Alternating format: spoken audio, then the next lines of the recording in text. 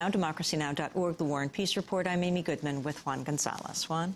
Well, representatives of the world's 370 million indigenous people are gathered at the United Nations this week to demand that their voices be included in future talks on climate change. Over 3,000 delegates are attending the 7th session of the UN Permanent Forum on Indigenous Issues. They argue that indigenous people in many parts of the world have been among the worst hit by global warming, but remain the least responsible for causing it. Last September, the General Assembly passed an historic resolution calling for the recognition of indigenous peoples' rights to control their land and resources. But the Declaration on the Rights of Indigenous Peoples is not legally binding because Canada, New Zealand, Australia, and the United States voted against it. Casey Camp-Horinek is a member of the Ponca Nation of Oklahoma, a lifelong political and environmental activist. She founded the Coyote Creek Center for Environmental Justice. She's a delegate to the UN on behalf of Indigenous Environmental Network. She joins us now here in our Firehouse studio. We welcome you to Democracy Now! Why are you at the UN? What do you hope to accomplish? In the long-term effect, I hope to accomplish zero emissions by 2050.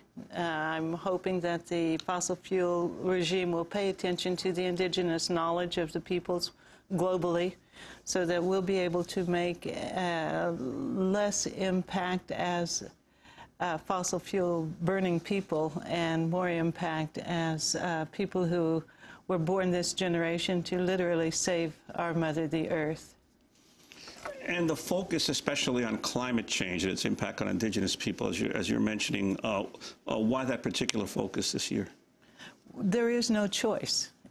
Now is the time and the only time that we have in order to allow the human being to continue to live on Mother Earth. Mother Earth will continue to exist, but with a shrug of her shoulders, she will simply shake us off if we don't align ourselves with the natural laws. Right at this time, the disproportional impact of fossil fuels on our lands, and I'm speaking here of the North American natives from Alaska down into the Mexicos, has been such that we are noticing and have been noticing for a full generation the change in the weather patterns, the change in the animals, the ability for our people to sustain themselves in their own traditional areas is becoming less and less.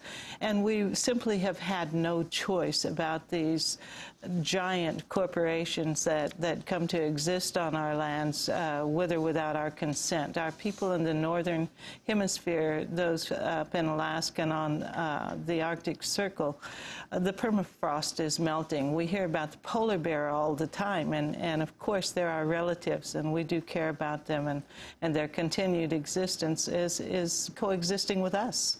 We see our people are dying. We see that their way of life is gone. The caribou trails are gone.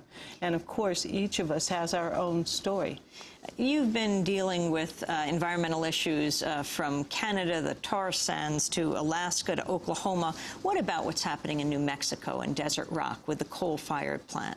I'm learning more about that. Thank you for asking. The woman that's working with us named Eloise Brown from that particular area is telling us that she woke up one morning and simply found that they were going to dig in her front yard, literally, right on the edge of the properties that her people have had for millenniums.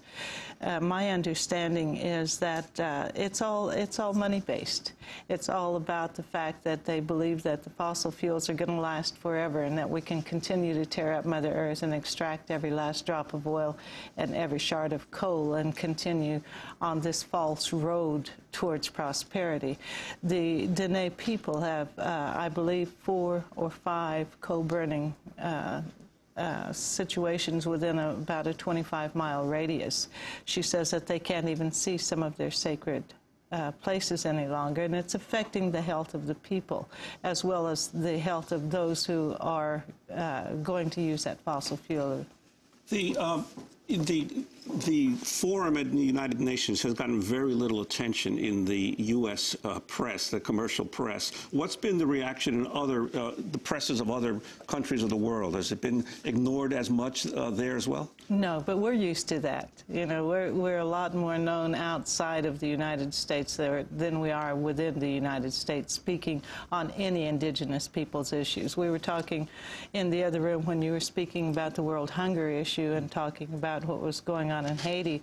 There's mega farmer things that come onto our lands. Right now we're dealing with hog farm issues, where in Yankton, South Dakota, there have been dozens and dozens of natives that have been arrested in the last few days doing a peaceful protest about a mega farm that's coming on to tribal lands are checkerboarded these days, but all of it affects us. All of the runoff goes into the Missouri River and down into their lands. They're being arrested by the dozens, but the USA Today reported about the hog farm was breaking ground, period. So we're used to this. Last question, that's about the presidential candidates. What are your views? The U.S. presidential candidates. I have a very difficult time. I would not say that one candidate is a lot different than the other when it comes to indigenous issues. We're under the Department of Interior, the Bureau of Indian Affairs, and very often they'll talk about the parks and the antelope and even the buffalo and the wolf, but you don't hear any of them talking about indigenous issues. And so I'll have to talk about the president of my tribe, maybe, and I don't know what his impacts would be to you. We do on our land, so have ConocoPhillips, we have Continental Carbon Black, we have a landfill that's dwarfing our historic cemetery, and all of these things are poisoning our well water. We're dying of disproportionate rates of cancers that nobody even hears about.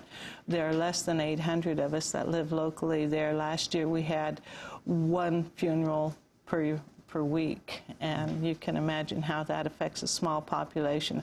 Our children are being affected by this. The health of our people psychologically, sociologically, culturally is being impacted in virtually every area.